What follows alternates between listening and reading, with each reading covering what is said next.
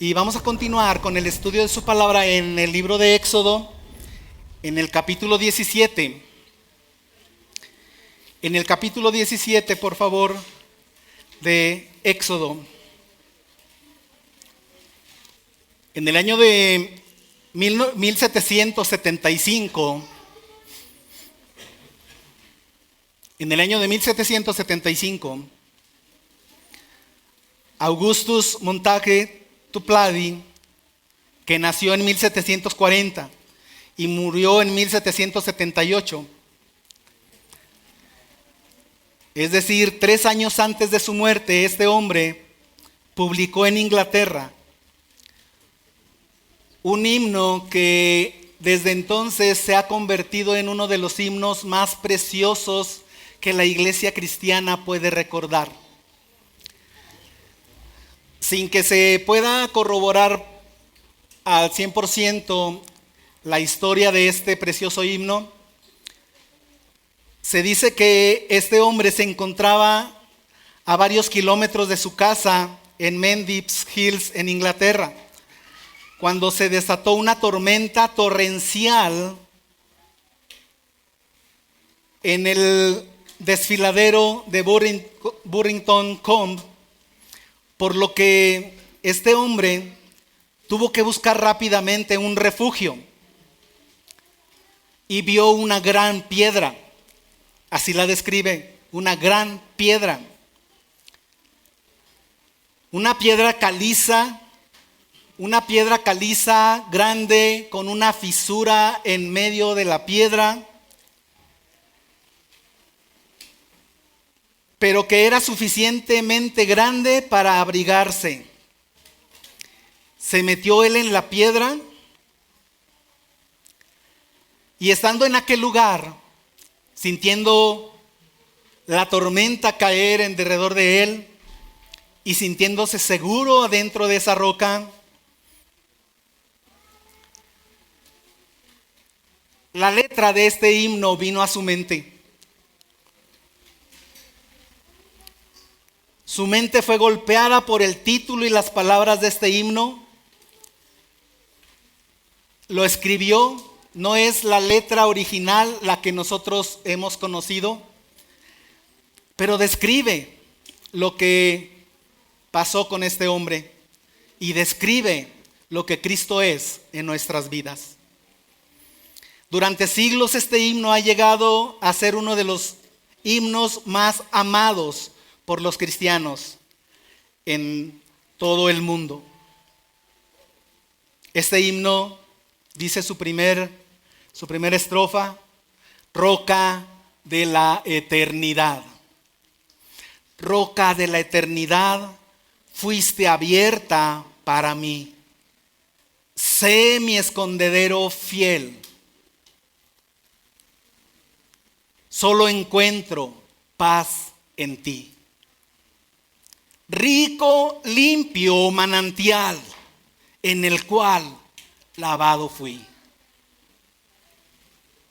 Esa es nuestra roca, es nuestro Señor Jesucristo. Leemos Éxodo 17 del 1 al 7, por favor.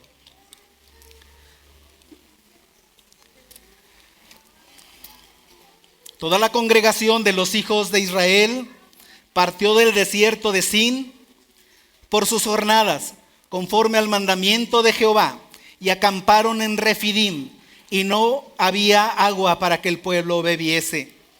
Y altercó el pueblo con Moisés, y dijeron: danos agua para que bebamos.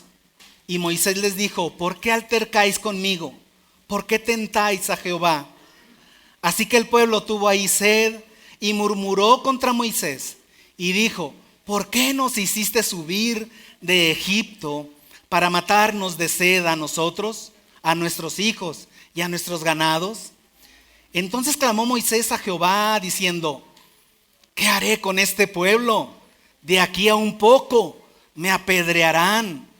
Y Jehová dijo a Moisés: pasa delante del pueblo y toma contigo a los ancianos de Israel, y toma también en tu mano tu vara con que golpeas el río, y ve.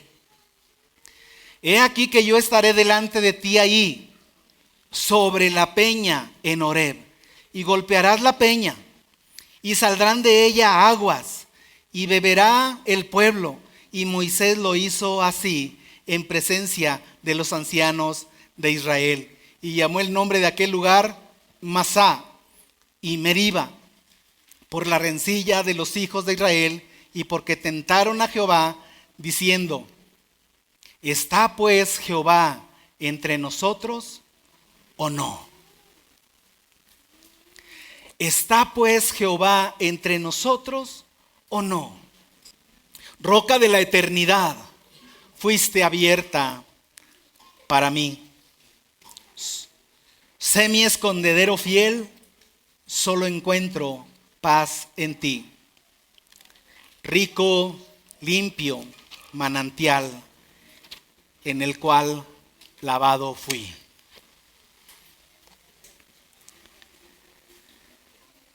Una condición de necesidad se abría ante el pueblo de Israel. Horas negras, difíciles, que en nuestro caminar cristiano estoy seguro que todos hemos enfrentado, todos hemos tenido que vivir. Cuando la enfermedad ha venido a nuestras casas, cuando la enfermedad o la muerte ha tocado su casa, su familia. Los tiempos de crisis que llegan a nuestras vidas. La incertidumbre. La conmovedora letra de este precioso himno ha infundido consuelo por mucho tiempo a la iglesia cristiana. Letra de doctrina y valor que pasamos todos y de todas y de cualquier situación, circunstancia, de quien quiera que sea usted, puede encontrar esa esperanza en la palabra de Dios. El pueblo de Israel, si hacemos un contexto, acababa de salir, estamos en un poquito más de 2 meses de que habían salido de Egipto. Han pasado apenas 2 meses, no crea que ya pasaron 40 años. Ahorita vamos a hacer alusión a otra circunstancia similar que se presentó como a los 38, casi 39 años ya de haber salido de Egipto para entrar ya a la tierra prometida. Se presenta una situación igual. Y le he titulado al estudio de esta tarde, murmuración o adoración. Murmuración o adoración. Nos encontramos con este pueblo de Israel recién sacado de tiempo de esclavitud, recién sacado de tierra de servidumbre. Acababan de ser rescatados, no salieron huyendo con las manos vacías, salieron caminando, salieron apresurados por el mismo pueblo de Egipto. Los egipcios salieron con un gran botín, físicamente, materialmente enriquecidos, con oro, plata, vestidos, muchas cosas llevaron ellos cargando sus ganados, sus esposas, sus hijos, sus ganados. Fue todo el pueblo de Israel. Si recordamos de las primeras veces que el faraón se oponía a la salida de Israel de Egipto, y hemos hablado de lo que Egipto significa en la vida del creyente. Ellos acababan de salir y las condiciones que ponía el faraón para dejarlos ir, decía: pues no vayan tan lejos. ¿Por qué tienen que ir tan lejos como de aquí a 3 días?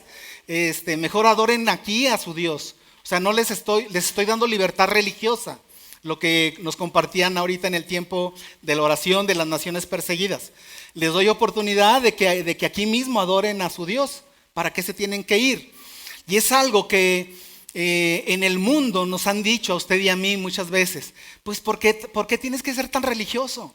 ¿Por qué tienes que ir tan seguido a adorar? ¿Por qué te la pasas leyendo la Biblia? ¿Por qué siempre que te estoy platicando algo, tú me sacas algo que tiene que ver con Jesucristo, con su salvación, con el pecado, con el infierno? No seas tan exagerado. Y el mundo nos quiere que nosotros estemos adorando a nuestro Señor, a nuestro Salvador, sin tener que salir del mundo.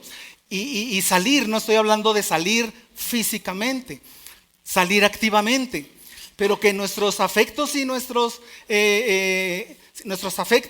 intereses no estén basados, nuestra esperanza no esté basada en lo que el mundo pueda o no ofrecer. El faraón les decía, pueden salir, pero no se vayan tan lejos. Aquí mismo, júntense y adoren a su Dios. Y luego después lo convencen de que sí tienen que salir. Bueno, salgan, pero no se lleven a sus hijos. De esa manera garantizo que ustedes van, pero que tienen que regresar por sus hijos. Y eso es lo que quería hacer el faraón. Asegurarse de que el pueblo no se fuera, porque entonces se iba a quedar sin esclavos. Hermano, la salvación exige que nosotros, que usted y yo, seamos conscientes de que estamos saliendo del mundo. De que si bien es cierto, estamos en el mundo, como lo dijo el mismo Señor Jesús en Juan 17, pero no somos del mundo. Mi esperanza no está ahí, mi futuro no está ahí. Mi ayuda y mi socorro no vienen de ahí, sino de aquel que hizo los cielos y la tierra, Salmo 121. Que mi mirada, mi esperanza, mi corazón está dirigido hacia las cosas de arriba, de donde también esperamos a nuestro Salvador. Y ellos tienen que saber, todos los que te rodean tienen que saber que tu corazón no está esperando en eso, que tu paz no puede provenir del gobierno estatal, ni de la mesa de construcción de paz, ni de la presencia o ausencia de grandes contingentes uniformados, militares, que rodean y transitan por las calles de Zacatecas. Nuestra esperanza y confianza viene del Señor. El pueblo de Israel acababa de ser sacado, pasivamente sacado. Ellos no tuvieron que hacer nada. Tuvieron que ser sacados por Dios, empujados por los mismos egipcios, llevados al desierto y se dirigieron hacia el mar. Y entonces despertó el corazón del faraón y empezó a perseguirlos. Iba contra ellos y los acechaba. Y entonces nuestro Dios todopoderoso, fiel, nuestro pronto auxilio en la tribulación, se pone entre el ejército de Israel, entre el pueblo de Israel y entre el ejército de los egipcios, guardando y resguardándole en todo momento. Y detrás de ellos estaba el ejército para exterminarlos. Y al frente de ellos estaba el mar. Y no había hacia dónde podía ir el pueblo. Pero entonces vieron la mano de Dios, usted lo puede recordar perfectamente, hablándole a Moisés, y levanta tu vara, y extendió su vara. Y entonces el mar se abrió y el pueblo de Israel fue liberado con poder y gran gloria. Ese es nuestro Señor. El pueblo de Israel no lo escuchó, hermanos. Muchos pueblos allá de aquel lado, los pueblos que después serían conquistados, Jericó y todos los demás pueblos a donde iba a ir el pueblo de Israel, habían escuchado de esa gran proeza que el Dios eterno, que el Dios verdadero, el único Dios verdadero, en el cual usted y yo creemos, los sostuvo y los mantuvo firmes y fieles, y los estuvo empujando hacia la tierra prometida, y los guardó. Y cuando recién pasaron el Mar Rojo, entonaron ese precioso canto de adoración, de alabanza, de exaltación al poder del Señor en quien habían confiado. Y ahí está el pueblo de Israel bailando y danzando, y usted y yo conocemos ese canto que se canta después de la victoria. Pero ¿por qué no cantó antes? Porque cuando estaba en esa circunstancia no alababa a Dios. Hermano, es difícil. Es difícil cuando usted no ha experimentado todavía el perdón de Dios por sus pecados. Pero si usted y yo hemos probado hemos disfrutado, hemos sido edificados, hemos sido guardados, hemos sido confortados, consolados por la palabra, preciosa palabra de nuestro Señor. Usted y yo podemos alabarle. No solamente antes de la prueba, podemos alabarle durante la prueba y podemos adorarle después de la prueba. El salmista dice: te voy a meter en situaciones difíciles, tú clamarás a mí. O sea, tú tienes algo que hacer, clamar a mí. Jeremías el profeta lo dice: clama a mí y yo te responderé. Búscame en tanto que pueda ser hallado. El salmista dice: tú clamarás a mí, te voy a meter en situación difícil, tú clamarás a mí y yo te libraré. ¿Y tú qué? El resultado es: tú me honrarás. Eso es lo que dice el salmista. Ese ha de ser el continuo en nuestras vidas. Y aunque estemos en situaciones difíciles, situaciones reales difíciles, o situaciones que a usted le parezcan difíciles, alabe a Dios. Alabe a Dios. Ahí estaba el pueblo de Israel cantando alabanzas después de pasar la prueba. Y luego llegaron a un lugar y no había aguas. Y se gozaron mucho cuando llegaron a un lugar y se veía mucha agua. Y decían: ya la hicimos. Qué listos somos. Qué bueno que nos venimos por aquí. Qué bueno que no nos llevaron por allá. Porque de seguro allá no había agua, pero aquí sí hay agua. Y llegaron, se inclinaron, yo no sé si la probaron, no dice la escritura, pero estoy seguro que sí. La probaron y eran aguas, ¿qué? Amargosas. Amargosas. Y entonces se voltean con el pobre de Moisés. ¿Para qué nos trajiste por aquí? Pues no que tú solo habías llegado a esa situación. ¿Para qué nos trajiste aquí? Nos hubieras dejado allá donde abundaba el agua. Y más adelante vamos a ver donde dice, donde nos sentábamos a las ollas de carnita asada. Unas costillitas cargadas, costillas norteñas y mira, con sus cebollitas. ¿A poco no dice eso la palabra de Dios? Eso dice, el corazón de ellos estaba allá.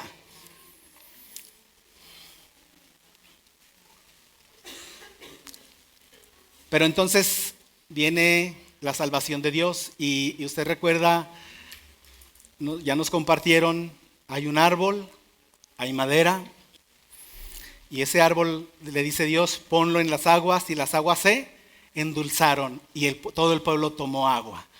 Y entonces sí, ya bien contentos, ¿verdad? Cuando tuvieron hambre, Dios les dio maná del cielo. ¿Les dio un día de la semana? 2 días por semana. Diario, de lunes a viernes había provisión de parte de Dios. Diario estaba la provisión de Dios. Venía ese pan del cielo, no sabían ni qué era, ni cómo lo había hecho o cómo había aparecido, pero ellos todas las mañanas encontraban ahí dispuesto el maná y tomaban de él y aprendieron a prepararlo de una, de otra manera, o en cereal, o cocido, cocinado, y Dios proveyó ahí un sustento físico, de modo que no pasaron hambre. Y les proveyó de esa agua. Y además, si en el desierto hace mucho frío, de noche estaba la columna de fuego y todos durmiendo alrededor de la columna de fuego, para alumbrarles y calentarles durante la noche. En el día un sol abrasador que les consume los huesos, que les deshidrata, pero está la nube de gloria ahí junto con ellos. Y cuando han vivido esas circunstancias, todas esas pruebas, todas esas manifestaciones de la presencia de Dios en sus vidas, de una manera sobrenatural han sido sustentados y han sido mantenidos y han sido dirigidos y protegidos por Dios, no por ellos mismos. Y llegan a Refidim. Yo no sé si ellos tenían el itinerario de los lugares a donde iban a llegar, pero seguramente cuando vieron Refidim, es como si usted ve en su plan de viaje, Puerto Vallarta. ¿Qué piensa cuando ve Puerto Vallarta? Tulum, Cozumel. ¿Qué son lugares de qué? ¿De mucho trabajo? De descanso. Y más cuando en su boleto dice todo incluido. ¿Tiene que llevar lonche, hermano? ¿Usted qué pensaría de alguien que se va a un viaje de estos y se lleva su lonchera llena de sándwiches o de quesadillas o de latitas de atún? ¿Qué pensaría? Bien, el pueblo de Israel llegó a ese lugar, Refidim, que es lugar de descanso. Pero cuando llegan ellos, probablemente le digo, si hubieran visto su itinerario de viaje, dirían, vamos a descansar. Está todo incluido, vamos a descansar, nos va a pasar muy bien. Pero llegan y entonces se encuentran con una gran verdad, una gran realidad, que no escapa al Dios que los estaba dirigiendo. No escapa. Dice aquí en 17:1, toda la congregación de los hijos de Israel partió del desierto de Sin por sus jornadas, conforme al mandamiento ¿de quién? ¿De quién? De Jehová. Conforme al mandamiento de Jehová, todo el pueblo de Israel partió por sus jornadas, emprendieron el camino, fueron dirigidos ni siquiera por Moisés, sino por el mandamiento de Jehová. Y llegaron a ese lugar, en teoría de descanso, pero se encontraron con una situación. ¿Cuál fue la situación que encontraron ahí? No había agua para que el pueblo se bañara. ¿Dice así? No había agua para que el pueblo nadara. No, es una necesidad real. Estamos hablando de una necesidad que apremia. Hermano, el estado de deshidratación del ser humano no aguanta mucho tiempo. Usted puede aguantar sin comer. Dicen los nutriólogos que hasta una semana puede aguantar sin comer tranquilamente, sin presentar ningún desmayo ni nada, sin comer. Pero sin tomar agua, usted no aguanta más de 3 días y ya sus riñones, su corazón, su circulación, su presión, está todo bien dañado. Entonces, lo que estamos viendo aquí en el pueblo de Israel, lo que estaba enfrentando el pueblo de Israel es una situación difícil de a de veras, difícil real. No se la están imaginando, no es un capricho, no es por placer que quieran su agua, no se están poniendo sus moños de que quieren su agüita de limón o mineral o una limonada mineralizada con hielito, por favor. No. Quieren agua para beber. Es una situación que apremia, que realmente pone en riesgo la vida de toda esa gente.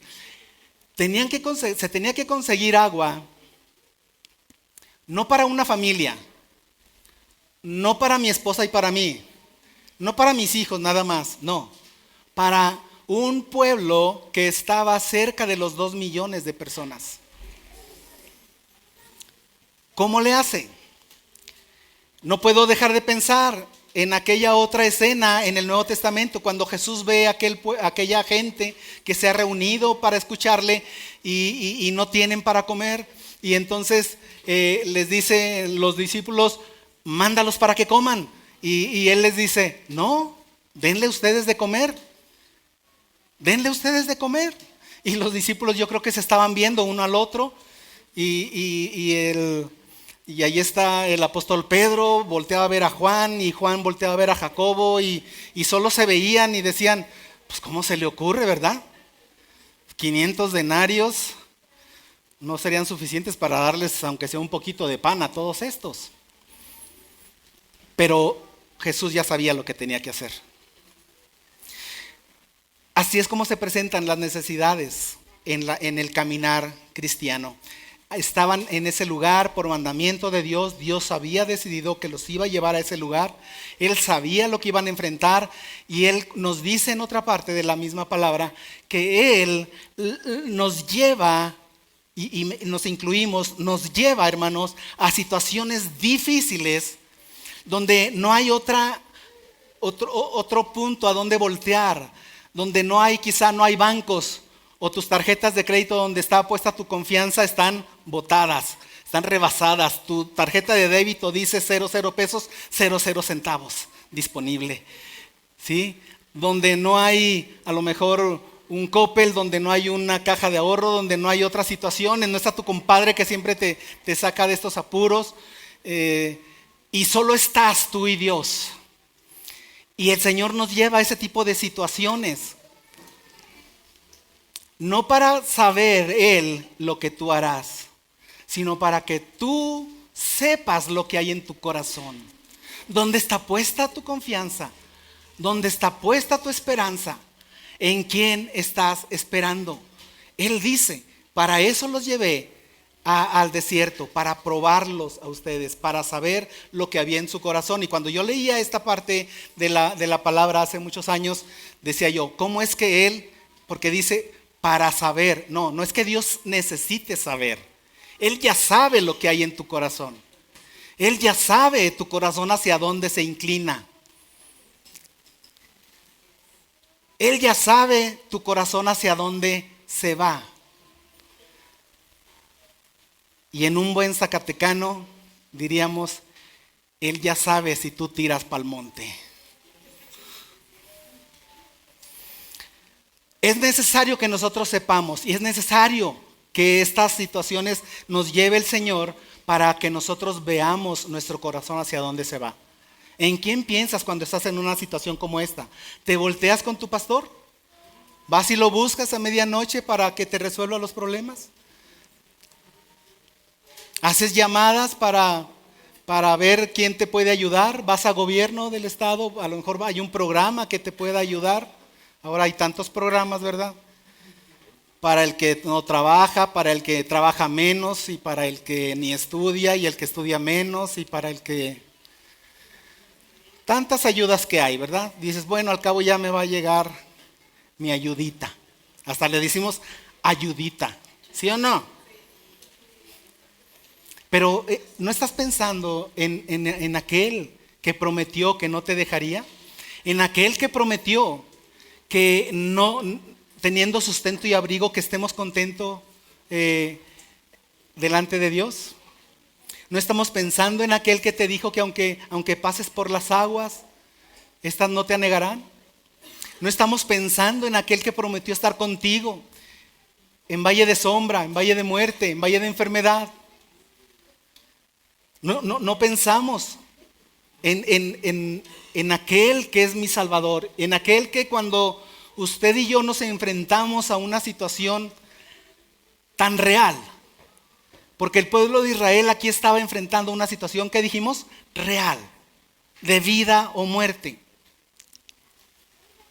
Aquel que estuvo dispuesto a suplir y a pagar lo que era necesario pagar para que tus pecados y mis pecados fueran perdonados.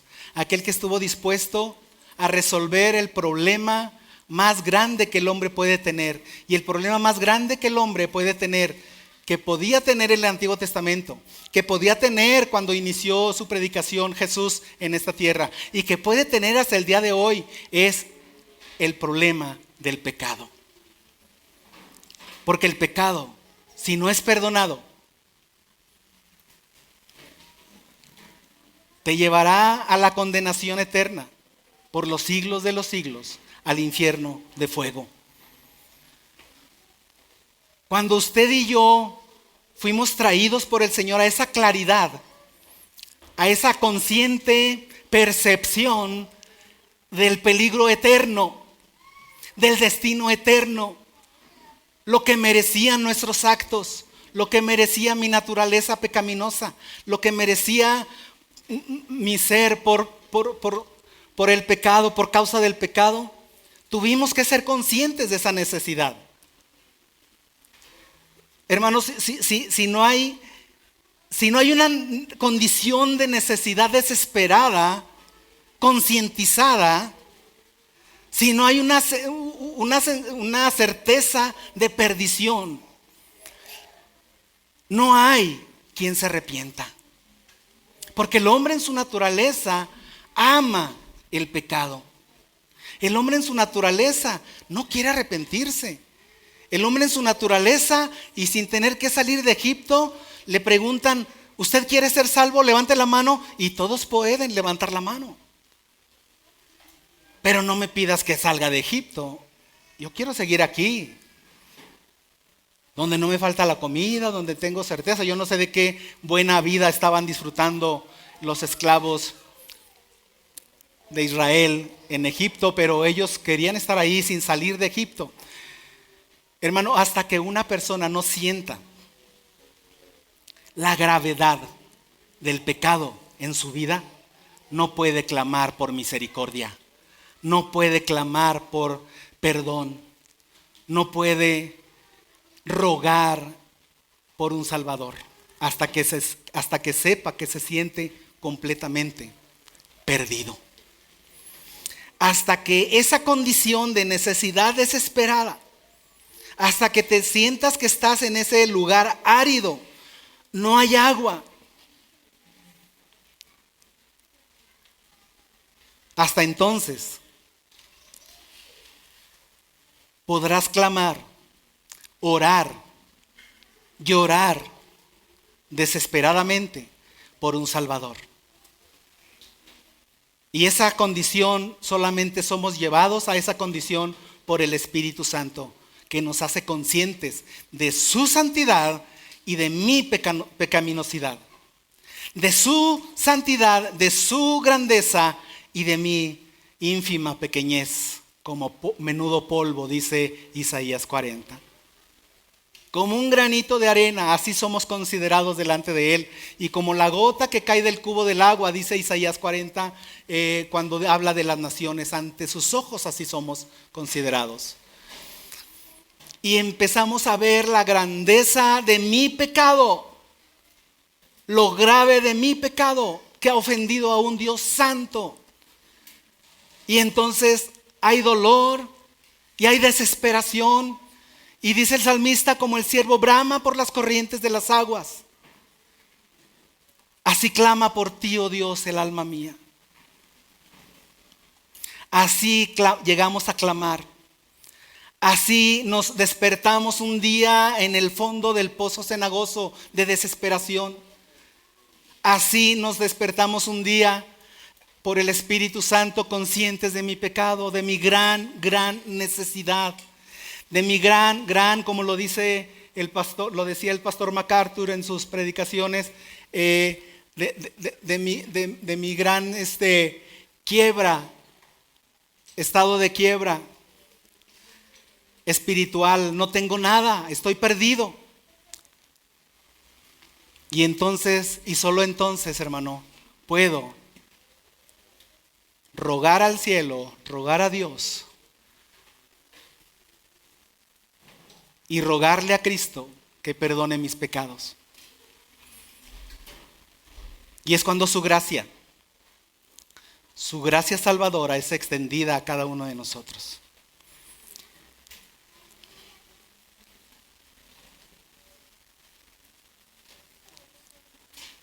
Muchas personas llegan a ese punto y en vez de arrepentimiento verdadero, solo tienen remordimiento. Quizás son conscientes de lo mal que han hecho, pero no se arrepienten. Como decía mi hermano Adrián hace unos minutos, se dice: he pecado, como dijo el rey Saúl, he pecado, pero con altivez. He pecado, pero no me expongas delante de la gente. Eso decía. No me expongas. Guárdame el secreto, se van a burlar de mí.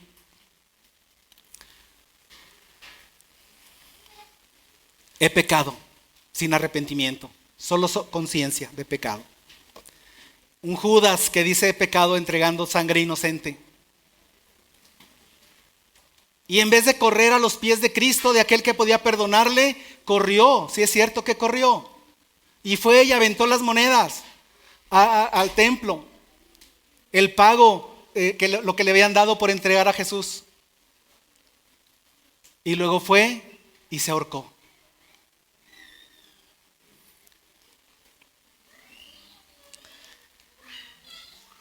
Alabamos a Dios porque a donde el Señor nos dirigió, fue a la cruz del Calvario. El único lugar donde podíamos recibir su gracia salvadora, el perdón de nuestros pecados, el volver a nacer, el morir, pero el volver a nacer. El tomar una cruz que no es para adorno ni solamente palabras bonitas religiosamente, sino para morir a mi antiguo yo. Empecé a odiar aquello que antes amaba y empecé a amar lo que antes ni siquiera tomaba en cuenta, que es la vida que agrada a Dios.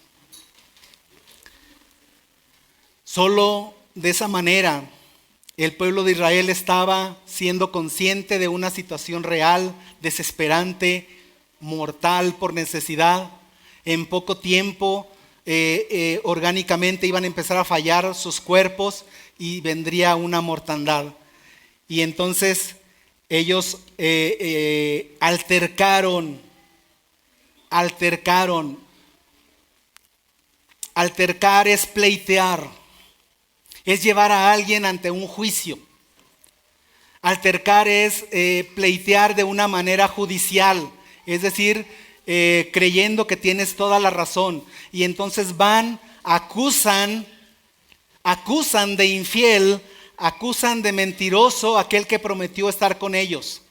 Acusan de mentiroso aquel que se había mantenido fiel, guardándolos durante las noches y durante los días, proveyéndoles durante muchos días, 2 meses y fracción, sustentándolos con maná, dándoles agua primero de Mara, y ahora están en otra situación donde ni siquiera hay agua, ni siquiera amargosa.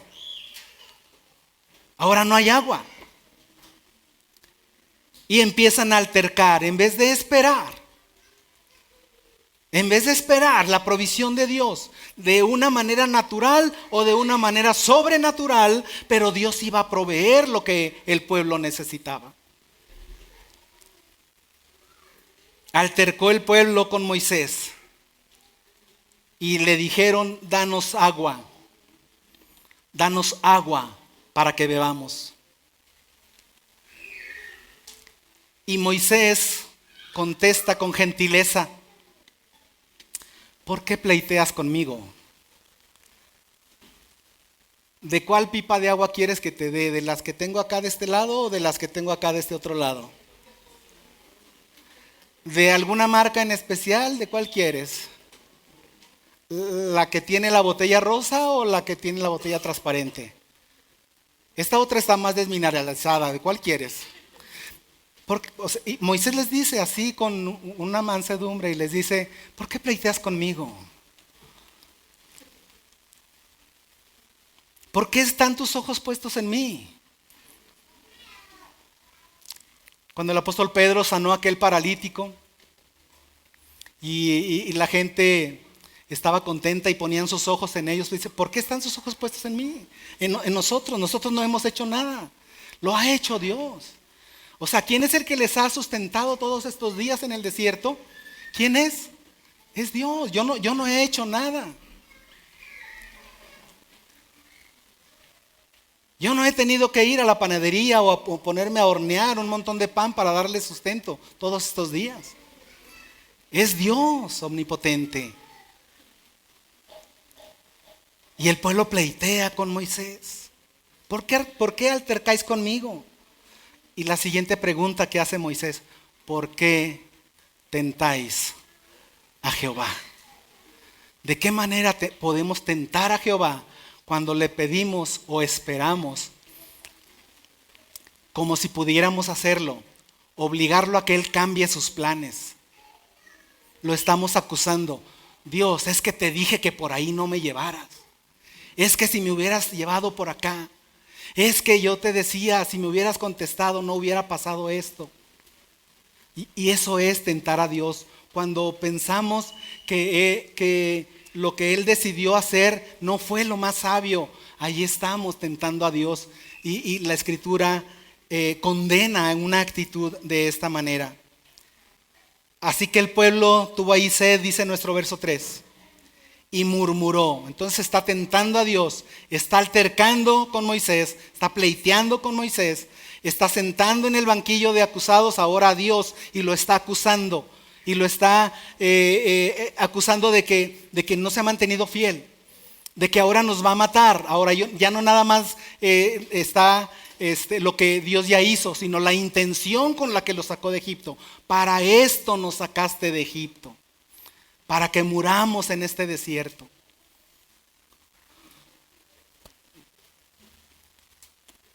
Qué grotesco se escucha esto, ¿verdad?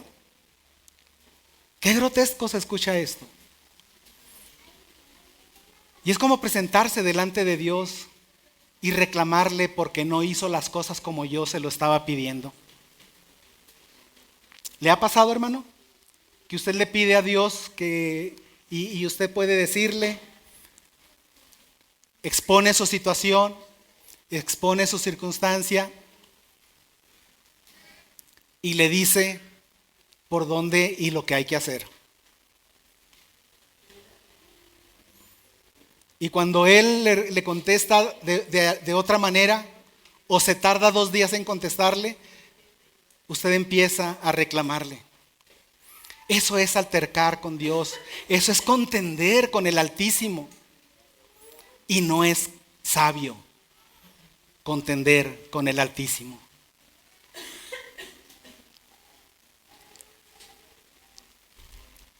Tuvo sed, murmuró contra Moisés y dijo, ¿por qué nos hiciste subir de Egipto para matarnos de sed, a nosotros, a nuestros hijos y a nuestros ganados? Moisés nuevamente deja al pueblo y voltea su corazón, y voltea sus oídos, y voltea sus ojos, y pone toda su atención en aquel que es fiel. A esperar indicaciones, a esperar dirección. Clamó Moisés a Jehová, diciendo, ¿qué voy a hacer con este pueblo? De aquí a un poquito más y me van a lapidar, me van a apedrear. Usted ya sabe que la lapidación era un método de juicio en aquellos tiempos y en aquellos lugares. Cuando era alguien sorprendido en adulterio, en blasfemia, y las conductas reprobables delante de Dios eran condenadas por apedreamiento, por lapidación, y la gente moría. Dice Moisés, este pueblo me va a matar.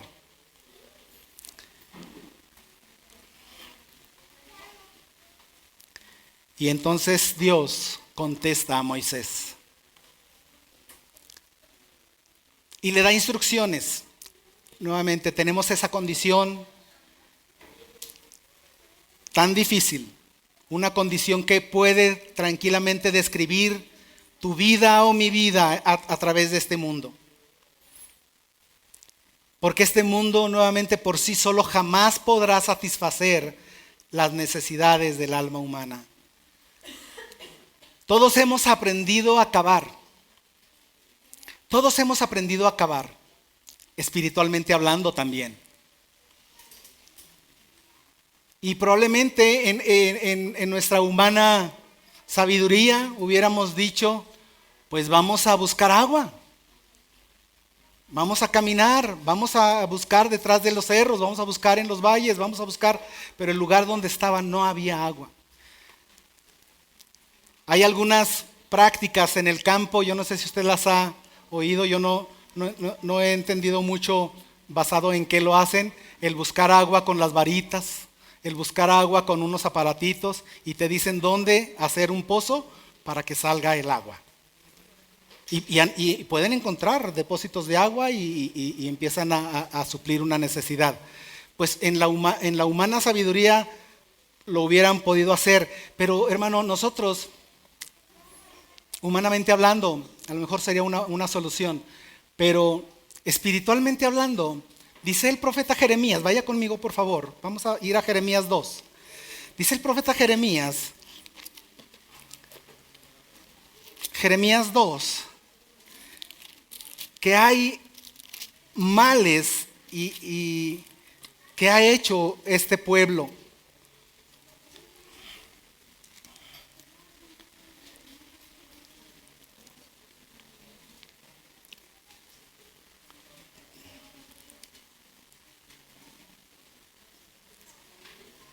Y miren, desde el verso 4, oíd la palabra de Jehová. ¿Ya está ahí conmigo?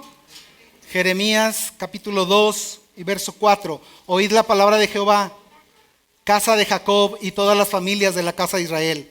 Así dijo Jehová: ¿qué maldad hallaron en mí vuestros padres, que se alejaron de mí y se fueron tras la vanidad y se hicieron vanos? Y no dijeron: ¿dónde está Jehová, que nos hizo subir de la tierra de Egipto, que nos condujo por el desierto, por una tierra desierta y despoblada, por tierra seca y de sombra de muerte, por una tierra por la cual no pasó varón, ni ahí habitó hombre? O sea, no dijeron, no se preguntaron dónde está Jehová. Dice: y os introduje en tierra de abundancia, para que comiese su fruto y su bien. Pero entrasteis y contaminasteis mi tierra, e hiciste abominable mi heredad. Los sacerdotes no dijeron: ¿dónde está Jehová?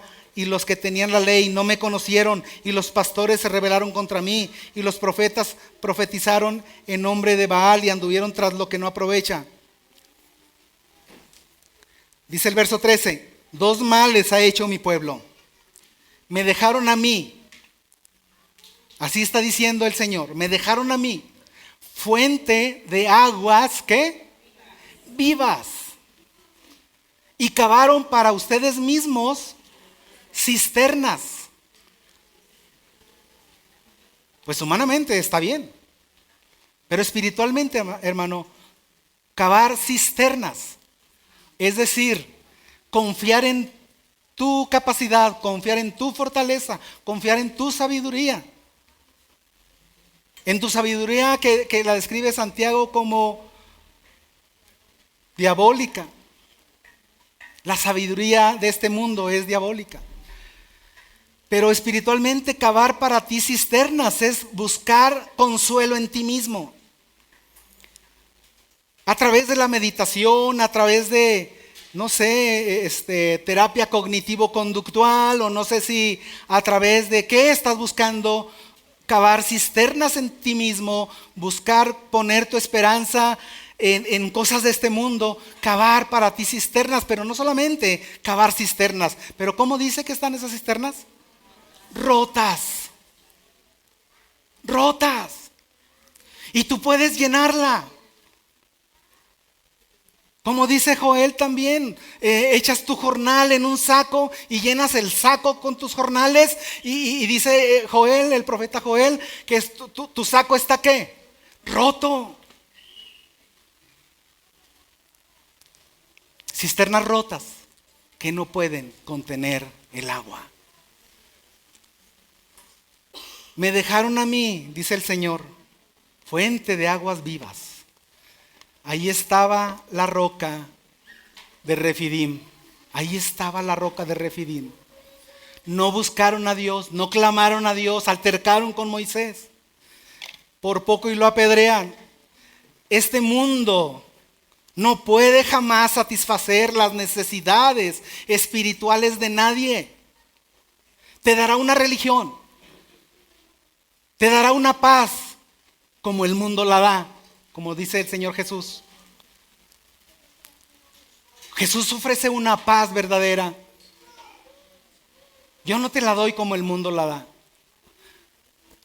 Yo te doy para que tengas una esperanza, pero no una esperanza muerta, no una esperanza que avergüenza, sino una esperanza que no avergüenza.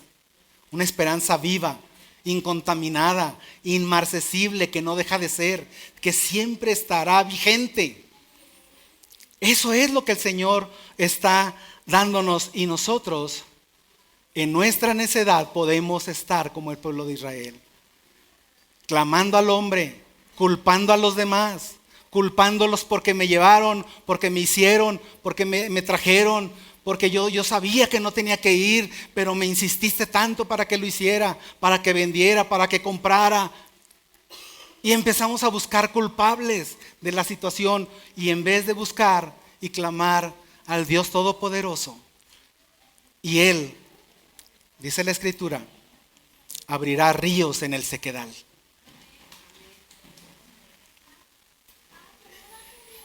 Moisés recibe la instrucción para resolver este problema real, y nosotros hemos de ser conscientes. ¿Cuántas cisternas rotas hemos fabricado? ¿En quién has puesto tu confianza y te han fallado? ¿Depositaste tus afectos? Muchos depositaron sus riquezas, literalmente, y fallaron. Les fallaron. Muchos depositaron su esperanza, y pueden ser tus hijos en tus hijos, o pueden ser los hijos en los padres, o pueden ser en tu mejor amigo, en tu comadre que nunca te había fallado, pero te falló. ¿Cuántas cisternas rotas te has cavado, hermano? Cuando la Escritura nos recuerda, y ha de recordarnos, separados de la cruz de Cristo, nada podemos hacer. Sus almas tenían sed, y cuando llegó la sed, pudiste sentir la esterilidad de los lugares donde estabas. Gracias a Dios por ese día en que el Señor nos despertó, conscientes de la sequedad en la que estábamos, conscientes de que despertamos en un mundo condenado, en un mundo separado de Dios, y que mi condición era separado de Dios, alejado de la ciudadanía celestial, ajenos a la presencia de Dios, ajenos a la vida de Dios. Nos hizo conscientes de eso, y que nos trajo a su presencia. Nos mostró el camino de la cruz.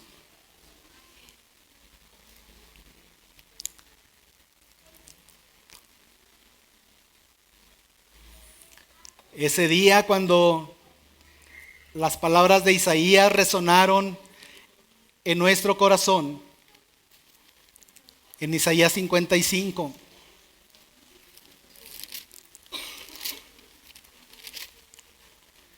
a todos los sedientos, y yo soy uno de ellos, a todos los sedientos, y yo tengo sed, le dije un día al Señor. Y la invitación no fue a una religión que me entretuviera, o que solamente sobara mi pecado, que solamente me rascara el oído, a una religión que me dijera, no, tú estás bien, el problema está allá afuera. No, estás bien, el problema fue que tus padres, el problema fue que tus abuelos, el problema fue que tus amigos. No, el problema es que fuiste tú, que tú eres el que cometiste pecado contra Dios y estás destituido de la gracia de Dios. Así me habló el Espíritu Santo y me hizo conocer que la situación de pecado era mi culpa. No culpó a nadie más del resto del mundo. La psicología, hermano, solamente eso hace culpables a otras personas. Desvía la culpa, la echa fuera, no te hace culpable a ti. Pero el evangelio de la salvación, el evangelio del Señor Jesús dice, tú has pecado. Y a todos los sedientos, dice Isaías 55, venid a las aguas. Y los que no tienen dinero, venid, comprad y comed. Venid, comprad sin dinero y sin precio vino y leche. Es el llamado del Señor. Desde ese tiempo, 800 años antes de Cristo, ya estaba el profeta hablando y exhortando y atrayendo a los sedientos de este mundo. De acuerdo al mundo, se presentó una fuente inesperada de provisión. Y el Señor dice, he aquí. Cuando el Señor dice, volvemos a Éxodo, por favor, volvemos a Éxodo, y el Señor dice, he aquí, verso 6. Le está hablando a Moisés y le dice lo que tiene que hacer, le da instrucciones. Pero cuando ese versículo 6 dice, he aquí, está hablando, mira, voltea, pon atención, no te distraigas. Lo que sigue por decirte es importante. Encontrarás aquí una fuente de sabiduría, una fuente de consuelo, una fuente de fortaleza en esta palabra, en lo que sigue. He aquí, deja de poner tu mirada en las otras cosas. Cuando la palabra de Dios nos dice, he aquí, es como si el Señor usara un marcatextos. ¿Sí los ha oído? Los marcatextos, que cuando usted le llama la atención en un libro o en la misma Biblia, usted quiere resaltar y la subraya y le pone entre comillas o asteriscos, y usted dice, ¿qué palabra es esta? Y usted encuentra mucha dirección y mucho consuelo en esa palabra. Bien, el Señor cuando dice, he aquí, ahí le está poniendo su marcatextos a su palabra y le dice, he aquí. Y nuevamente la promesa, yo estaré. No dice a ver si, no dice si te portas bien, no dice si cumples tu parte, no. Porque el Señor es fiel. El Señor no puede negarse a sí mismo, nos dice el apóstol Pablo. Si nosotros somos infieles, ¿qué? Él permanece fiel, hermano. Él permanece fiel.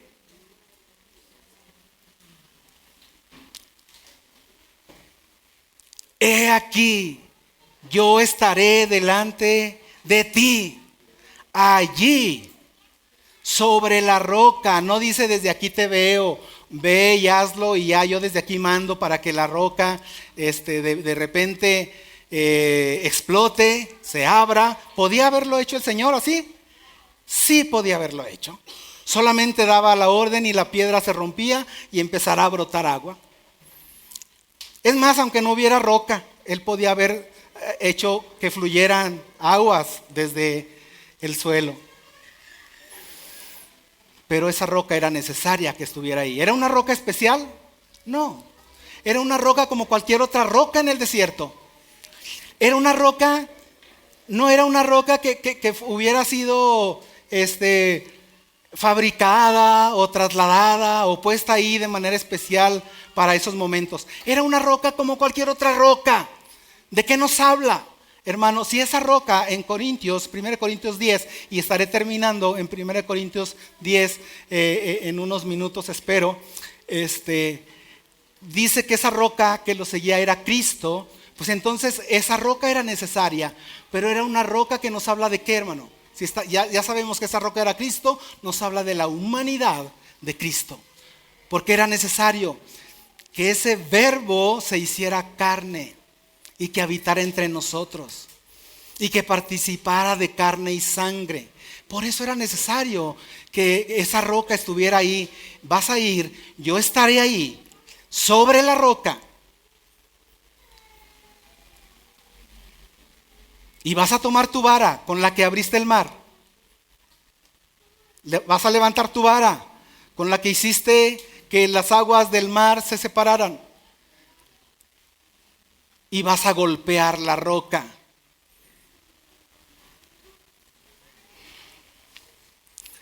Y esto era necesario. Uno de los tipos de Cristo en el Antiguo Testamento, una de las teofanías, teos Dios, fanías, apariciones, manifestaciones visibles de Dios en el Antiguo Testamento, donde más los creyentes encontramos consuelo y motivos de alabanza, es este pasaje, hermano, donde esa roca, una roca como cualquier otra, así era necesario que Cristo viniera y naciera entre nosotros y participara de carne y de sangre, que naciera como un niño, como nacen todos los niños de este mundo. no nació en situaciones especiales, nació como nace cualquier otro niño de este mundo. Esa es nuestra roca. Pero era necesario que en un momento de la vida de Jesucristo, esa roca tenía que ser herida. Era necesario. Y cuando la palabra de Dios nos dice que era necesario, así era necesario que el Hijo del Hombre se fuera levantado, como Moisés levantó la serpiente en el desierto, así era necesario que el Hijo del Hombre fuera levantado para que todo aquel que en él cree no se pierda, mas tenga vida eterna. Era necesario que esa roca estuviera ahí y que la vara del juicio, la vara de la autoridad, la vara del poder de Dios golpeara esa roca. No sé qué tan fuerte, no sé qué tan duro, pero sí sé una cosa, que era necesario una sola vez. Y la roca empezó a salir abundancia de agua y el pueblo suplió su necesidad. El pueblo recibió esa manifestación gloriosa del poder de Dios y de la fidelidad de Dios en ese lugar. Y fueron saciados todo el pueblo. Saldrán de ella agua. Yo estaré delante de ti ahí sobre la peña en Horeb, y golpearás la peña y saldrán de ella aguas. No dice agua, dice aguas. Un río de agua, hermano. Y beberá el pueblo. Y Moisés lo hizo así. Moisés lo hizo así. Obediencia, clamor y adoración. Obediencia, clamor y adoración.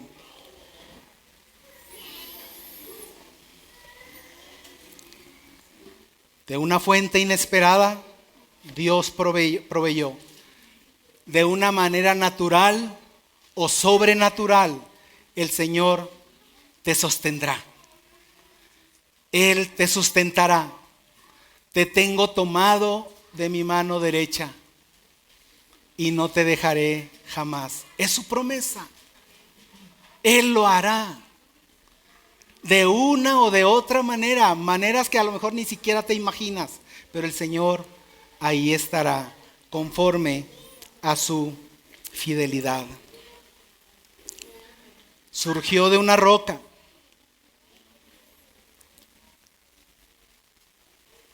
Surgió de una roca, de un medio humanamente difícil e imposible. De la roca puedes a lo mejor sacar fuego, si estrellas una piedra con otra, pero agua no. Dice Isaías 53, mas él herido fue por nuestros pecados. Esa roca tenía que ser herida, molido por nuestros pecados. El castigo de nuestra paz fue sobre él, y por su llaga fuimos nosotros curados.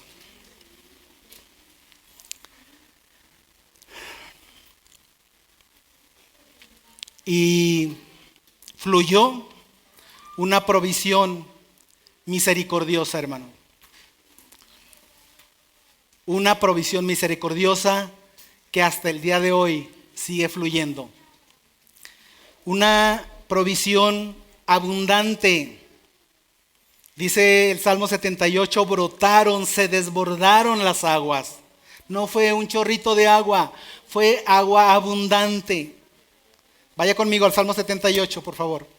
No quiero que se quede sin esa lectura. Salmo 78.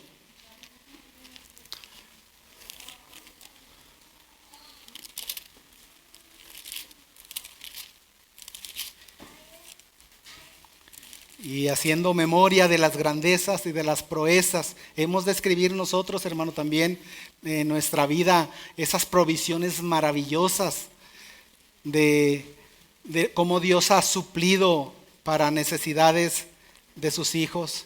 Y hemos de alabarle, hemos de tener nuestra propia fuente de consuelo cuando recordamos, escribimos, platicamos de cómo Dios suplió aquella necesidad, cómo Dios libró en otras circunstancias, mi vida, una enfermedad, una operación, la salud, cómo me salvó. Y hemos de traer al presente confianza y esperanza. Salmo 78, 18 dice la palabra de Dios: pues tentaron a Dios en su corazón, pidiendo comida a su gusto, y hablaron contra Dios diciendo: ¿podrá poner mesa en el desierto? He aquí, dice el 20, ha herido la peña. ¿Y qué pasó? Brotaron aguas. Un chorrito de agua. ¿Sí dice así? ¿Qué dice? Torrentes.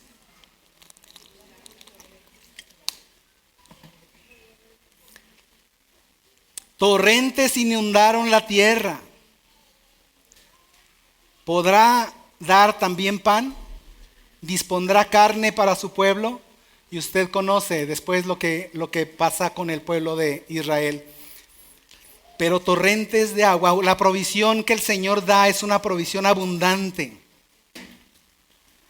Cuando Cristo, nuestra roca, fue herido, dice la Escritura, cuando fueron a corroborar que había muerto, su costado fue traspasado y brotaron agua y sangre. Brotaron agua y sangre, que nos habla de una salvación completa, una expiación y una purificación. Una redención, fuimos comprados por precio. Una purificación por medio del lavamiento de la palabra. Y hasta el día de hoy todavía se escucha la predicación del profeta diciendo a todos los sedientos: venid a las aguas. Y nos lo vuelve a hablar el Señor a través del apóstol Juan en Apocalipsis capítulo 22. Vaya por favor, Apocalipsis 22.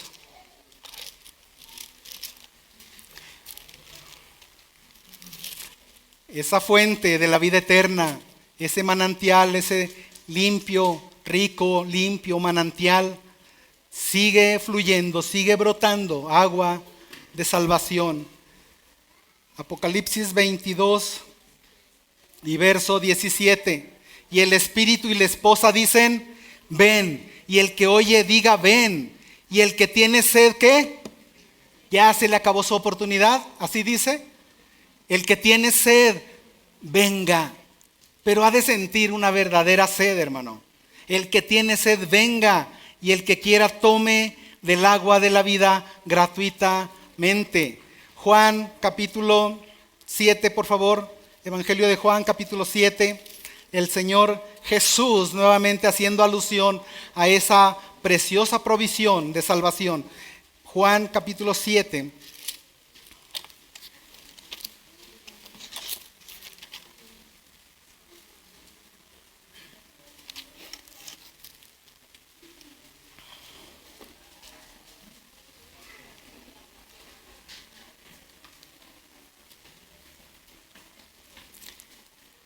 Dice el verso 7:37, en el último y gran día de la fiesta, Jesús se puso en pie y alzó la voz diciendo: si alguno tiene sed, ¿qué dice? Venga a mí. Venga a mí y beba. En su caminar cristiano, y cuando usted voltea alrededor de su familia, y cuando veo la presencia en la iglesia bíblica de Zacatecas, veo muchos sedientos que probablemente tienen algo de sed, que probablemente acuden para ver si se les puede ofrecer algún alivio para su sed, algún consuelo, alguna palabra de aliento. Que oren por mí. ¿Ha escuchado eso? Cuando estaba todavía en mi trabajo institucional, algo que escuchaba a veces es que ahí donde él va, oran. Si quieres, ve para que te oren. Y se siente bien bonito. La gente teniendo sed, pero queriendo una sobadita, un alivio. Hay muchos sedientos, y se va a encontrar muchos sedientos todavía en su caminar, en su familia. Hay sedientos, pero que no quieren venir. ¿Venir a la iglesia? No, yo no estoy diciendo, Jesucristo no dijo, vengan a una iglesia. Dijo, vengan ¿a quién? A mí. Mucha gente se acercó a Jesús. Sedientos se acercaron a Jesús. Pero se acercaron para gritarle, para condenarle, para golpearle, para burlarse. Muchos vinieron a Él, pero no en el sentido que es necesario venir. Se acercaron a Él y le vieron. Muchos de ellos lo admiraron. Como hasta la fecha, muchos, si usted les pregunta por Cristo, lo admiran. Un gran maestro, un gran hombre de fe, una gran persona, un gran filósofo, un gran maestro. Y lo admiran, pero hermano, para salvación y para perdón de pecados no es necesario y no es suficiente admirarlo. Has de venir a Él contrito de corazón, consciente de tu pecado, consciente de tu necesidad, consciente de tu desierto, consciente de tu sequedad y hambriento y sediento por perdón de pecados. Muchos sedientos, muchos que vienen, pero pocos que beben. Si alguno tiene sed, venga a mí y beba. ¿Qué es lo que has de beber? Has de beber su sangre. Y no estamos hablando de prácticas de comernos los unos a los otros, como se acusó a la iglesia en aquellos tiempos iniciales de la iglesia. Comer verdaderamente la sangre, beber la sangre de Jesús.